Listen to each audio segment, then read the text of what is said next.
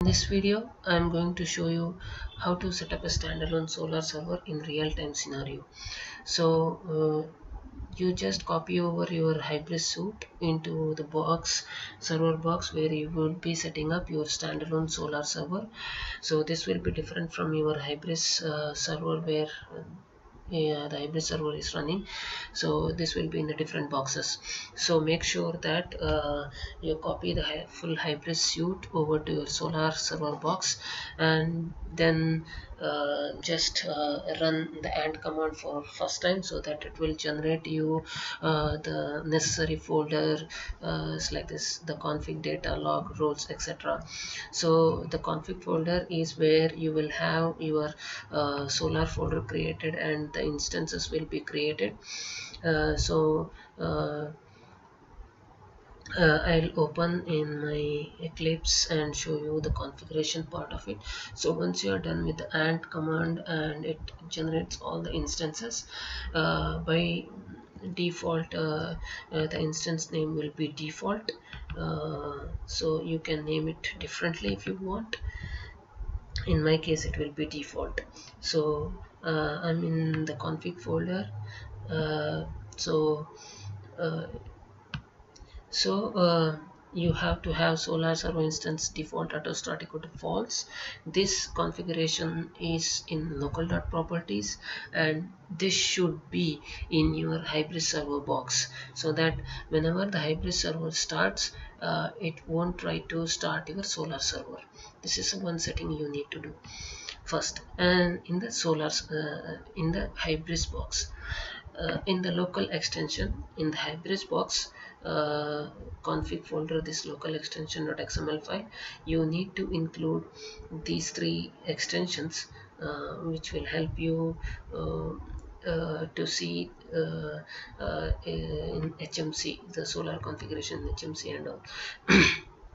And the next is Solr.impex.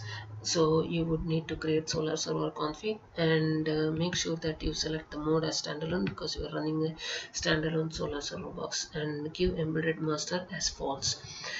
In Solr endpoint URL, mention the URLs of master and slave. In my case, if it is a master, mention it as true. If it is not master and it's a slave, mention it as false for the master field, and give the URLs here. And make sure that your Solr server box where you are running the standalone Solr enables you to run the server in 8983 port, or whichever the other port is enabled on your Unix server box. Make sure that the port in which you are going to run the Solr server is open and there is no restriction to it.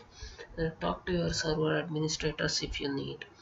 And in the Solr config .xml file, this configuration has to be in your Solr server slave box.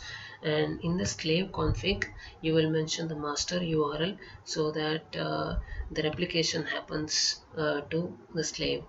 So mention this one, and then go to the platform directory in your each of the master and slave Solr boxes, and then execute the command and start Solr server. This will start your Solr server. Once the Solr server is started, it will be in 8983 port for me, and if you mention a different port, it will run on different port. So for me, the instance is default, everything is showing, and my Solr server is started. You will see happy searching message. Once that is done, if you want to stop the Solr server, just use and stop Solr server. So I'll just run it as well: stop Solr server. That's it. Hope you enjoyed this video.